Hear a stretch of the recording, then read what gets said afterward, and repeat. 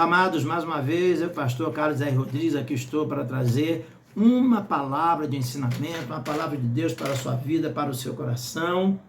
Então, fica ligado, porque o tema desse trimestre está muito interessante, bom demais, nos falando sobre família, sobre relacionamentos em família. Nos falando, superando desafios e problemas com exemplos da palavra de Deus. De semana passada, no sábado passado, ministrei aí a lição de número 2, que nos falou sobre a predileção dos pais por um dos filhos. E hoje, nessa pré-aula, sábado, a lição de número 3, que nos fala o seguinte: ciúme, o mal que prejudica a família. Então, vamos lá iniciar. Desde já, inscreva-se no canal, deixa seu like, ok? Comente, compartilhe, principalmente escreva, ok? Ajude aí o canal, que você está aí trabalhando para Deus também, fazendo com que esse vídeo chegue a mais pessoas. A sua inscrição é importante, seu like é importante. Sua participação no canal é muito importante, ok? Então, vamos lá. Ciúme, o mal que prejudica a família, lição de número 3. Texto áureo. Porque onde a inveja e espírito faccioso, aí há perturbação e toda obra perversa. Tiago, capítulo 3, versículo 16. Verdade prática. O ciúme é uma obra da carne, e só o fruto do espírito é capaz de superar as consequências ruins dessa emoção, ok? Então, prosseguindo aí com a lição, nós temos aí a leitura bíblica em classe, que está em Gênesis, capítulo 37, versículo 31, versículo 11, 18, 23, 24 e 28. Então, Gênesis 37, nos diz assim: E Jacó habitou na terra das peregrinações de seu pai, na terra de Canaã. Estas são as gerações de Jacó essas são as gerações de Jacó. Sendo José de 17 anos, apacentava as ovelhas com seus irmãos, e estava este com os filhos de Bila e com os filhos de Zilpa, mulher de seu pai, e José trazia uma má fama deles a seu pai. E Israel amava a José mais do que todos seus filhos, porque era da sua velhice, e fez-lhes uma túnica de várias cores. Vendo, pois, seus irmãos que seu pai o amava mais do que a todos os seus irmãos, aborreceram-no e não podiam falar com ele pacificamente. Seus irmãos, pois, o invejavam. Seu pai, porém, guardava este negócio no seu coração. E viram-no de longe, e antes que chegasse a eles, conspiraram contra ele para o matarem. E aconteceu que, chegando José a seus irmãos, tiram a José a sua túnica, a túnica de várias cores que trazia, e tomaram-no e lançaram-no na cova. Porém a cova estava vazia, não havia água nela. Passando, pois, os mercadores midianitas, tiraram e alçaram a José da cova, e venderam José por 20 moedas de prata aos ismaelitas, os quais levaram José ao Egito. Então, a introdução diz o seguinte, que a história dos filhos de Jacó não só é comovente, mas dramática. José, o filho amado do patriarca, foi alvo do ciúme dos seus irmãos. É verdade que Jacó tinha certa preferência por ele. Por isso tornou-se uma pessoa de confiança do velho pai.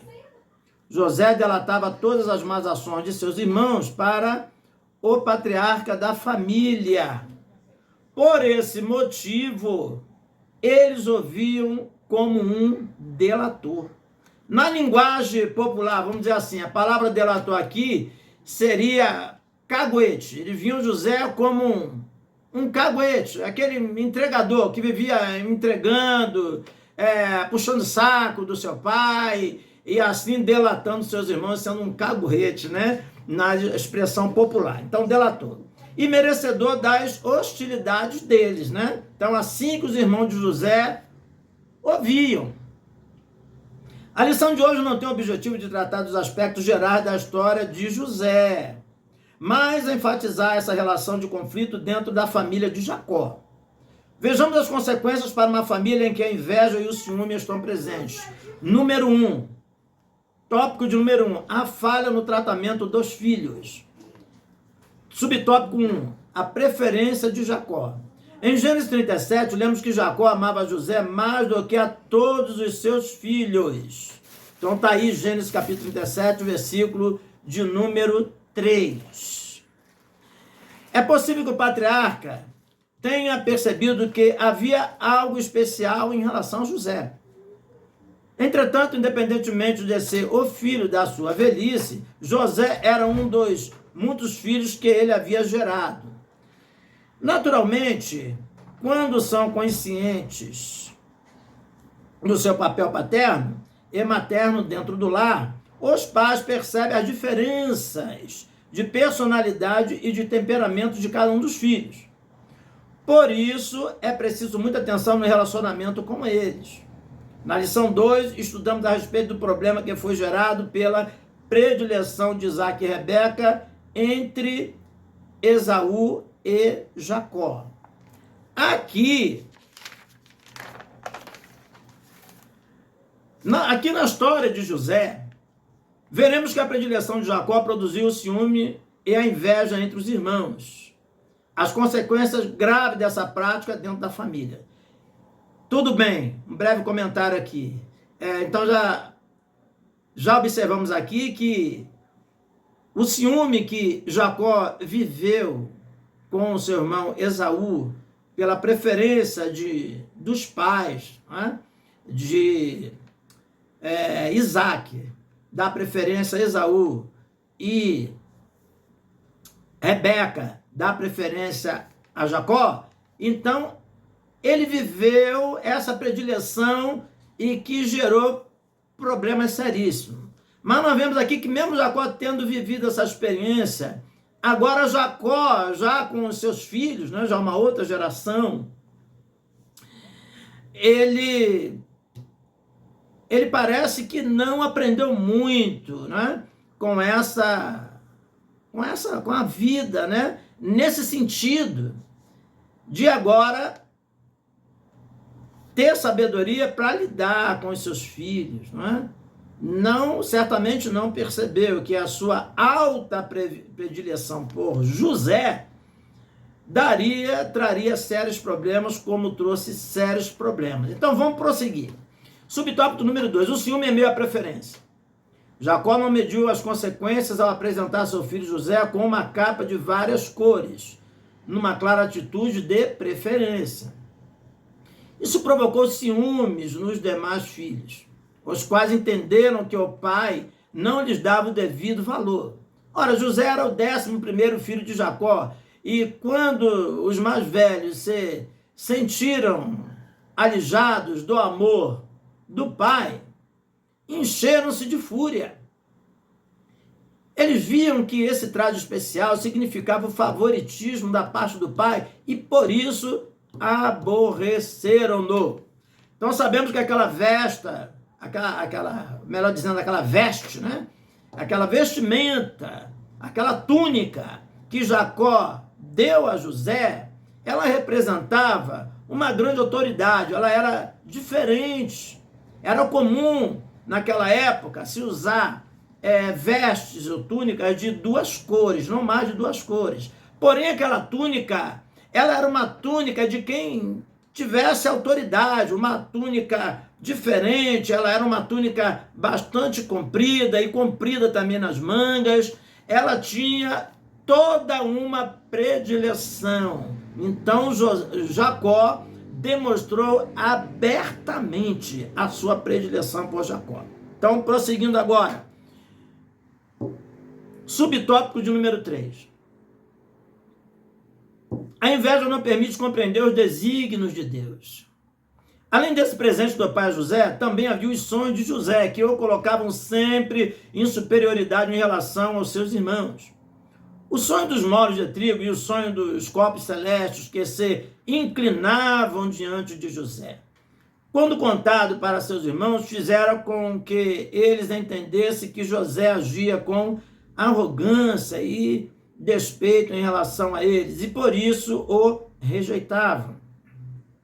Os sonhos tinham um caráter profético, mas seus irmãos entenderam como uma atitude presunçosa da parte de José, não podiam enxergar o que aconteceria alguns anos depois, quando José tornou-se governador do Egito. Então está aí Gênesis 41, do versículo 41 e 43, está aí o cumprimento deste sonho de José, pelo qual ele foi exaltado no Egito a governador do Egito.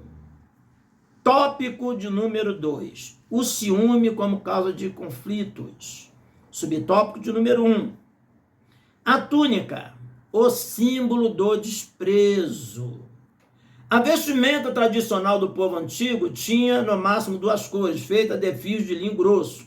A túnica colorida de José o colocava em posição de destaque em relação a outros filhos. Então, Gênesis 37, 3. Isso corroborava o sentimento da predileção de Jacó por José. O ciúme derivado dessa má atitude patriarca promoveu tristes consequências na família de Jacó. Subtópico 2, ciúme. O agente do conflito familiar. Os irmãos de José sentiam-se ignorados pelo pai. Por outro lado, em razão de desfrutar do favoritismo do pai, José agiu com inexperiência, imaturidade e arrogância. Eu, analisando aqui, até acredito que nem seria arrogância, não. No meu ver aqui, na minha interpretação, isso aqui foi uma questão de inocência da parte de José. Eles viam como arrogância, mas eu interpreto aqui como inocência. Seus irmãos, com orgulho ferido por causa da preferência paterna de José, não aceitavam sequer ouvir o filho preferido de Jacó. Por isso, encheram-se de rancor e ódio, desejando até mesmo acabar com a vida do irmão. O ciúme é uma emoção que tem origem no egoísmo. É como uma infecção que se espalha no corpo doente. A inveja, o rancor e o ódio geralmente tem no ciúme o nascedouro, como o sábio Salomão declarou. O ciúme desperta o furor. Provérbios 6,34. No Novo Testamento, o apóstolo Paulo mostra que tudo o que provoca contenda e dissensões tem como origem a carne. Está aí 1 Coríntios capítulo 3, versículo 3. O ciúme é uma obra da carne. Isso também é relatado lá em Gálatas, capítulo 5, quando nos fala lá pelo versículo 17, lá nos fala sobre isso em diante, né? Então, ali nos fala que o ciúme é uma obra da carne. Essa palavra está relatado lá na relação das obras da carne, né? Ainda está lá, bebedices, glutonarias, ciúmes, inveja, e prostituição, feitiçaria e mais coisa lá, ok? Subtópico de número 3. Na presente lição, analisamos o ciúme na relação entre os irmãos, mas ele está presente em muitas outras relações. O ciúme pode trazer problemas para a vida conjugal, amizade sincera e relacionamento profissional, etc. Geralmente, onde o ciúme está presente, existe mais desprazer e desgosto do que felicidade. O ciúme pode trazer problemas para a vida conjugal, conforme já falamos aqui, ok? No ambiente onde o ciúme domina, sobram desconfiança, insegurança, controle e posse. Embora todas as pessoas tenham ciúme, pois trata-se de uma emoção humana, a linha entre o ciúme controlado e o descontrolado é muito tênue. Isso quer dizer, é muito fina, está muito próximo uma coisa da outra, ok? Então, prosseguindo, nós temos aqui agora o tópico de número 3, os males do ciúme. Subtópico de número 1. O ciúme pode causar tragédias familiares. Não são poucas as notícias de tragédias conjugais em que o ciúme é a causa. Não são poucos os casos em que pessoas prejudicam as outras por causa do ciúme. Não foi diferente no tempo de Jesus, em que a casta sacerdotal ficou enciumada e invejosa por causa da extensão do ministério terreno do nosso Salvador. Marcos capítulo 15, versículo 10. Subtópico de número 2. O ciúme entre os santos de Deus. Se, de maneira geral, o ciúme obsessivo surge da parte de um dos cônjuges, terminando quase sempre em violência, separação e ofensas mútuas, infelizmente, entre os santos de Deus, o ciúme também pode minar as relações de pessoas que outrora eram próximas. Assim, por ciúme se calunia, se difama e ofende o irmão em Cristo ou um colega de ministério.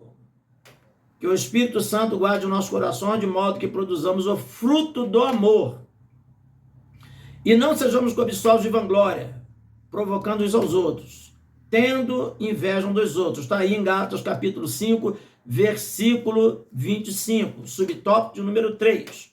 Vencendo o ciúme. Então aqui está a estratégia para vencer esse sentimento que descontrolado pode ser, não, que descontrolado certamente é muito destruidor, é muito ruim. Em primeiro lugar, é preciso alimentar a mente com as coisas de Deus, isto é, cultivar os frutos do Espírito. Filipenses capítulo 4, versículo 8. O que pensamos e o que está em nosso coração determina as nossas ações. Provérbio capítulo 4, versículo 23. Está escrito assim: sobre tudo o que se deve guardar, guarda o teu coração, porque dele procedem as saídas para a vida. Em segundo lugar, é muito importante saber se a emoção do ciúme está impactando e comprometendo a qualidade de vida. Se a constatação for afirmativa, é importante procurar ajuda pastoral, que, com base na palavra, o aconselhará com sabedoria. E, finalmente, considere com muita atenção o que o apóstolo Paulo ensinou a respeito do amor. O amor é sofredor, é benigno, o amor não é invejoso, o amor não trata com leviandade, não se ensoberbece. 1 Coríntios capítulo 13, versículo 4. A palavra de Deus ainda é o melhor antídoto para tratar as emoções negativas. Vamos lá agora para a conclusão. Fica firme aí, porque já vamos terminar, ok? O ardor emocional denominado ciúme, então vemos que já está dizendo aqui que vem da emoção, não é? Não é algo espiritual, é obra da carne. O ardor emocional denominado ciúme deve ser impedido de prosseguir seu caminho de destruição moral, física e espiritual. O apóstolo Paulo aconselha-nos a que andemos dignamente e evitemos contendas e ciúmes. Romanos, capítulo 13, versículo de número 13. O único modo de deter o poder destrutivo do ciúme é desenvolver o fruto do Espírito. Gálatas capítulo 5, versículo 22.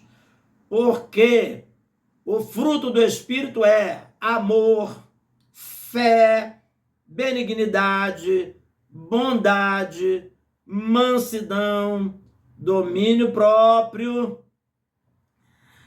Contra essas coisas não há lei. E quem está em Cristo crucificou a sua carne com as paixões e concupiscências. Então, tudo isso é gerado na emoção, quer dizer, se é na emoção, é na alma, e isso são chamados também de paixões e concupiscência. Então, concupiscência é cobiça. Então, é algo que tem a ver com as obras da carne e não agrada a Deus. Romanos capítulo 8, versículo 8, está escrito, porque os que estão na carne não podem agradar a Deus. Este desenvolve a nossa alma para a prática das virtudes cristãs. Ou melhor dizendo, nós falamos aqui sobre os frutos do Espírito, ok? Então, as obras da carne não agradam a Deus, mas o fruto do Espírito, né, conforme falamos aqui, o amor, a fé, a benignidade, bondade, mansidão, temperança, domínio próprio, claro, isso aqui agrada a Deus. Agora, as obras da carne, não, ok? Para deixar bem claro isso, tá? Para deixar bem nítido, tá? Para ficar bem entendido, né? Vamos dizer assim, porque isso aqui é o âmago, é a base dessa lição, ok? Se desenvolve na alma para a prática da virtude cristã e, ao mesmo tempo, enfraquece as emoções humanas provenientes dos vícios da alma. O que enfraquece? As obras da carne, tá? Enquanto que o fruto do Espírito, que é o amor, fé, benignidade, bondade, mansidão, tudo que nós falamos aqui, isso aí vai fortalecer as nossas emoções, fortalecer a nossa alma, fortalecer o nosso espírito. Oh, glória! Aleluia! Então, que Deus te abençoe ricamente, abundantemente. Não se esqueça, se inscreva no canal, ok? É importante que eu insista nessa palavra, te pedindo para te inscrever no canal, ok? Porque é importante, ok? Você se inscreva, deixe seu like. Então, que Jesus te abençoe grandemente e sábado que vem, se o Senhor assim permitir, estaremos estudando a lição de número 4, ídolos na família. Glória a Deus. Então, mais outra lição muito boa, se o Senhor permitir, né? Sábado que vem estaremos fazendo essa pré-aula aí de ídolos na família. Amanhã, vá na escola bíblica dominical, nossa igreja, porque é muito importante, ok? Então tá bom. Fique com Deus. Aleluia. E que a graça redentora de nosso Salvador Jesus Cristo, o amor de Deus e a comunhão do Espírito Santo de Deus esteja com o povo de Deus, desde agora e para todo sempre. Amém.